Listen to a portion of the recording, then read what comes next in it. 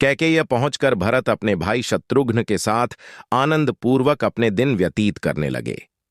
भरत के मामा अश्वपति उनसे उतना ही प्रेम करते थे जितना कि उनके पिता राजा दशरथ।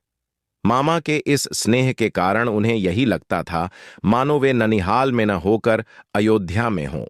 इतने पर भी उन्हें समय समय पर अपने पिता का स्मरण हो आता था और वे उनके दर्शनों के लिए आतुर हो उठते थे।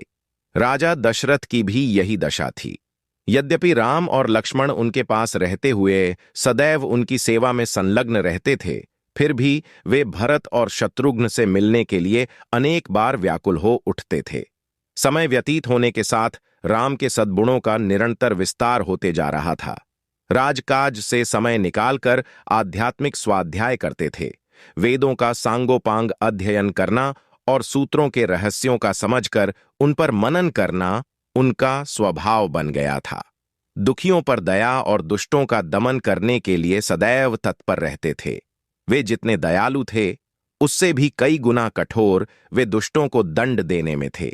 वे न केवल मंत्रियों की नीतियुक्त बातें ही सुनते थे, बल्कि अपनी ओर से भी उन्हें तर्क सम्मत अकाट्य युक्तियां प्रस्तुत करके परामर्श भी दिया करते थे। अनेक युद्धों में उन्होंने सेनापति का दायित्व संभालकर दुर्धर्ष शत्रुओं को अपने पराक्रम से परास्त किया था। जिस स्थान में भी वे भ्रमण और देशाटन के लिए गए, वहां के प्रचलित रीति रिवाजों, सांस्कृतिक धारणाओं का अध्ययन किया, उन्हें समझा और उनको यथोचित सम्मान दिया। उनके क्रियाकलापों ऐसे थे कि लोगों को विश्वास हो गया कि रामचंद्र क्षमा में पृथ्वी के समान, बुद्धि विवेक में बृहस्पति के समान और शक्ति में साक्षात देवताओं के अधिपति इंद्र के समान हैं। न केवल प्रजा वरन स्वयं राजा दशरथ के मस्तिष्क में यह बात स्थापित हो गई थी कि जब भी राम अयोध्या के सिंहासन को सुशोभित करेंगे, उनका राज्य अपूर्व सुखदायक होगा और वे अपने समय के सर्वाधिक योग्य एवं आदर्श नरेश सिद्ध होंगे। राजा दशरथ अब शीघ्रातिशीघ्र राम का राज्याभिषेक कर देना चाहते थे। उन्होंने मंत्रियों को बुलाकर कहा, हे मंत्रिगण, अब मैं वृद्ध हो चला हूं और रामचंद्र राज सिंहासन पर बैठने के योग्य हो गए हैं। मेरी प्रबल इच्छा है कि शीघ्रातिशीघ्र राम का अभिषेक कर दूं। अपने इस विचार पर आप लोगों की सम्मति लेने के लिए ही मैंने आप लोगों को यहां पर बुलाया है।